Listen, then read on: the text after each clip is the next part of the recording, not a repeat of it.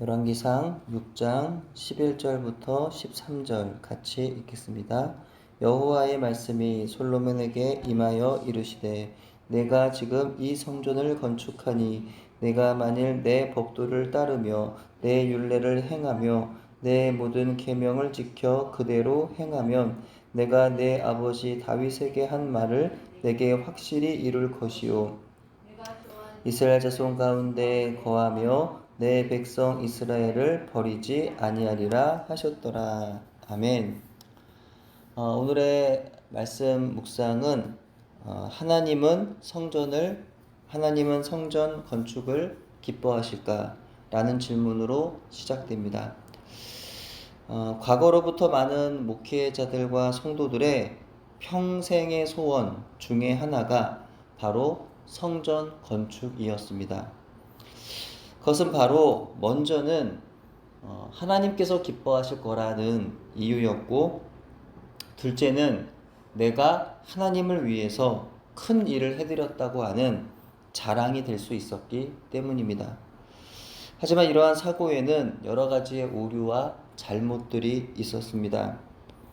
우선 첫째, 성전이라는 말 자체가 잘못된 단어입니다. 성전은 예루살렘의 솔로몬 성전이 세워졌다가 무너지고, 다시 두 번째인 성전인 스룹바벨 성전이 세워졌다가 무너지고 나서 이후 성전은 이스라엘의 역사에서 사라졌기 때문입니다. 따라서 오늘날 성도들이 교회로 모여 예배하는 곳은 건물일 뿐 성전이 될 수 없습니다. 또한 예수 그리스도의 십자가와 부활을 복음으로 받아들인 모든 성도의 마음이야말로 성령님이 계시는 교회이고 성전입니다. 둘째로 하나님께서 기뻐하시는 것은 성전 건축이 아닙니다. 만약에 하나님이 성전 건축을 기뻐하셨다고 한다면 이에 대하여 언급한 성경의 기록이 있어야 합니다. 누군가 성전을 건축한 것에 대해서 하나님께서 기뻐하셨다고 하는 어떤 말씀이 있어야 합니다. 하지만 하나님은 성전 건축을 기뻐하신다고 말씀하신 적이 없습니다. 성전 건축을 기뻐하신 것이 아니라 하나님을 사랑했던 다윗과 솔로몬의 그 마음을 기뻐하셨던 겁니다. 오늘 본문에도 보시면 솔로몬이 성전을 건축하는 가운데 하나님 이렇게 말씀하십니다. 네가 지금 이 성전을 건축하니 네가 만일 내 법도를 따르며 내 율례를 행하며 내 모든 계명을 지켜 그대로 행하면 내가 내 아버지 다윗에게 한 말을 내게 확실히 이룰 것이요 내가 또한 이스라엘 자손 가운데 거하며 내 백성 이스라엘을 버리지 아니하리라 하셨더라. 자, 보십시오. 하나님 뭐라고 말씀하십니까? 네가 지금 이 성전을 건축하니 내 마음이 기쁘구나. 내가 살 집을 만들다니 기특하구나. 그렇게 말씀하지 않으셨습니다. 네가 지금 이 성전을 건축하니 라고 하시고는 전혀 다른 이야기로 이어가십니다. 뭔가요? 하나님 왜 이렇게 말씀하시는 걸까요? 하나님의 관심이 이 성전 건축에 있지 않으셨던 겁니다. 그렇기 때문에 하나님은 네가 성전을 건축하고 있구나. 하지만 내가 하고 싶은 말은 네가 내 법도와 율례를 따르고 행하는 것이다 라고 말씀하신 것이죠. 그러니까 하나님께서 기뻐하시는 것은 솔로몬의 성전 건축에 있었던 것이 아니라 솔로몬이 하나님 말씀에 순종하는 데 있었던 겁니다. 이후에 성전 건축을 마치자 하나님께서 솔로몬에게 다시 나타나셔서 말씀하십니다. 이때에도 성전에 대한 말씀은 많지 않으셨어요. 전보다는 조금 길었지만 하나님께서 정말 하고 싶은 말씀은 그것이 아니었습니다. 오히려 아버지 다윗의 길로 행하여 하나님 말씀에 순종하면 왕위를 견고히 하시겠지만 하나님 말씀에 순종하지 않으면 재앙을 내리시겠다는 말씀이 이어집니다. 다시 말하면 그래, 성전 짓느라 수고했구나. 내가 너의 기도를 들었다. 하지만 그보다 더 중요한 것이 있으니 그것은 바로 너와 너의 자손들이 나의 말에 순종하는 것이란다 라는 것이 바로 하나님께서 솔로몬에게 들려주신 말씀이었습니다. 하나님께서 과연 성전 건축을 기뻐하셨는지에 대해서는 이전으로 돌아가서 하나님께서 다윗에게 하신 말씀을 들어보면 더욱 명확합니다. 사무엘하 7장의 기록에 의하면 당시 주위의 모든 전쟁을 마치고 원수들을 무찌르고 유대 땅에 평화가 찾아오자 다윗은 자신의 궁궐보다 하나님의 궤가 초라한 장막 안에 있다는 사실을 안타깝게 여기게 됩니다. 그래서 나단 선지자에게 성전 건축에 대한 이야기를 했던 것 같습니다. 그때 하나님께서 나단에게 하신 말씀이 사무엘하 7장 5절 이하에 이어집니다. 그 내용은 이렇습니다. 다윗이 여호와의 살집을 건축하려 하지만 여호와는 이스라엘 백성을 인도하여 내던 날부터 집에 살았던 적이 없었다는 겁니다.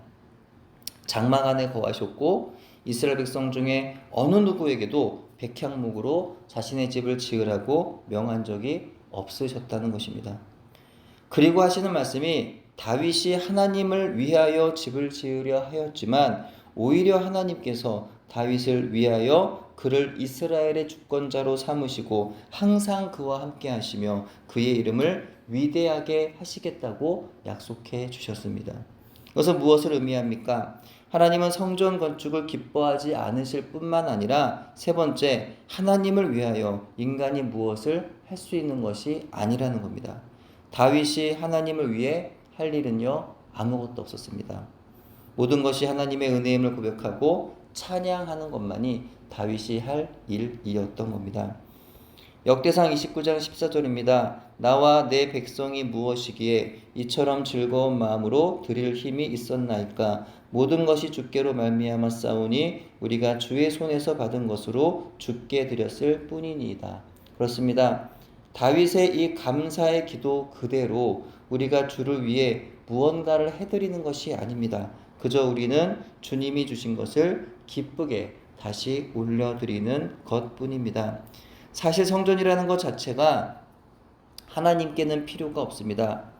우리가 성전을 짓는다고 온 세계의 창조주이신 하나님이 거기 거하시는 것이 아니기 때문이죠. 이사야 66장 1절에는 또 이렇게 말씀하고 있습니다. 여호와께서 이와 같이 말씀하시되 하늘은 나의 보좌요 땅은 나의 발판이니 너희가 나를 위하여 무슨 집을 지으랴 내가 안식할 처소가 어디랴.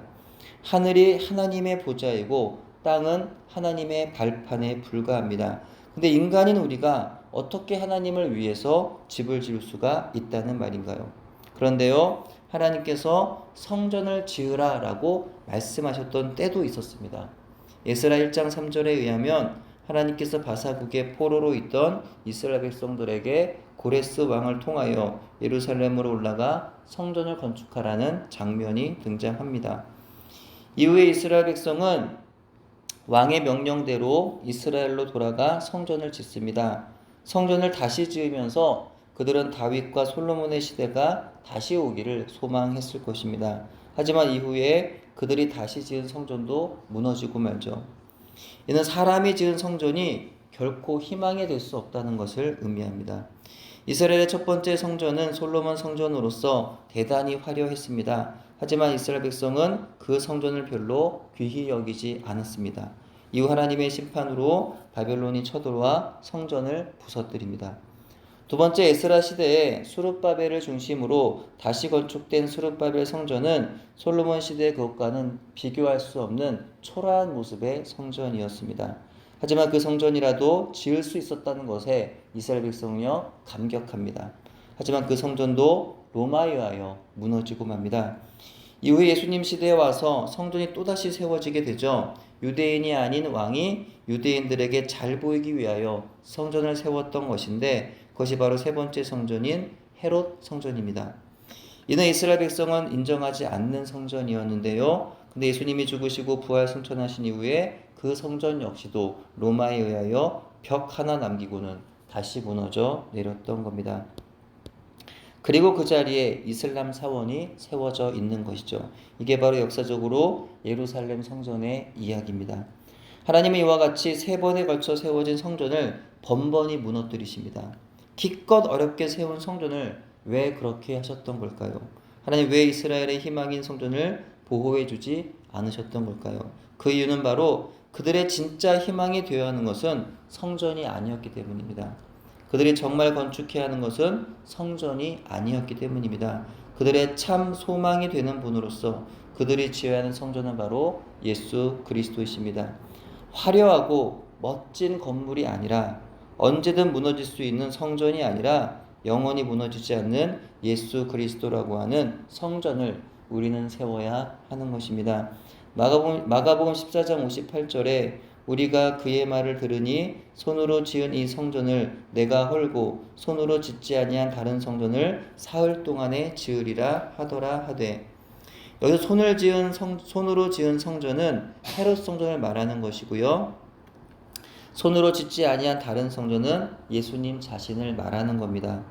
예수님도 성전처럼 십자가에서 무너졌지만 이 말씀처럼 3일 만에 부활하셨습니다. 예수님은 그렇게 자신을 성전이라고 말씀하셨던 것이죠. 그렇다면 진짜 성전을 세운다라고 하는 의미가 무엇일까요? 그것은 내 안에 예수님을 더 깊이 모셔 드리는 겁니다. 예수님과 더 깊이 교제하는 겁니다. 내 안에 계신 예수님을 발견하고 그분을 더 많이 말씀과 기도와 찬양으로 혹은 삶의 현장에서 묵상하여 더 알아감으로 또 그 말씀대로 순종하여 지켜 행함으로 그렇게 우리 안에 예수님을 더 깊이 알아가며 예수님께 순종해 나갈 때 우리에게 희망이 생기는 줄로 믿습니다. 그러므로 하나님은 성전을 건축하는 것을 기뻐하지 않으십니다. 하나님을 사랑하고 하나님 말씀에 순종하기를 하나님은 기뻐하십니다. 우리가 성전을 건축하는 등에 하나님을 위하여 무언가 일하는 것이 아닙니다. 하나님을 안다는 사람들의 실수 중에 하나가 자기가 하나님을 위해서 대단한 일을 하고 있다고 생각하는 거예요. 그러나 그렇지가 않습니다.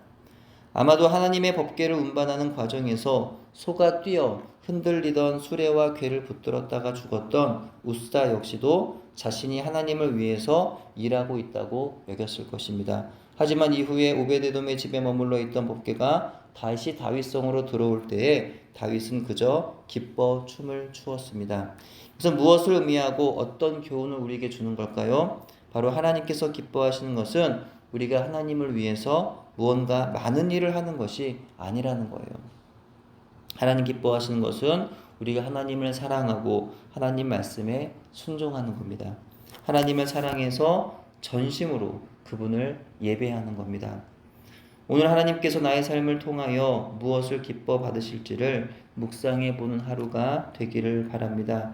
그래야 나의 의지와 노력으로 하나님을 기쁘시게 하려는 것이 아니라 하나님 안에서 하나님을 바라보고 그분을 기뻐하는 우리 모두가 되기를 바랍니다. 오늘도 하나님의 사랑이 우리 안에 부어지기를 기도합니다. 하나님 말씀에 순종하는 하루가 되기를 기도합니다. 하나님 말씀에 순종하며 그렇게 하나님을 바라는, 그렇게 무엇보다 또한 영원히 견고한 성전 되시는 예수님과 동행하는 저와 여러분의 하루가 되기를 기도합니다. 기도하겠습니다. 하나님 감사합니다. 오늘 한 날을 또한 살아갈 때에 내 안에 임하신 예수님과 함께 살아가는, 예수님과 함께 동행하는 이 한 날이 되게 하여 주옵소서. 그래야 하나님, 눈에 보이는 성전을 세우는 인생이 아니라 내 마음에 계시는 예수님을 굳게 세워나가는 인생이 되도록 그렇게 하나님을 바라며 그 말씀에 순종하며 살아가는 복된 하루가 되어지도록 은혜를 베풀어 주시옵소서. 예수님의 이름으로 기도합니다. 아멘.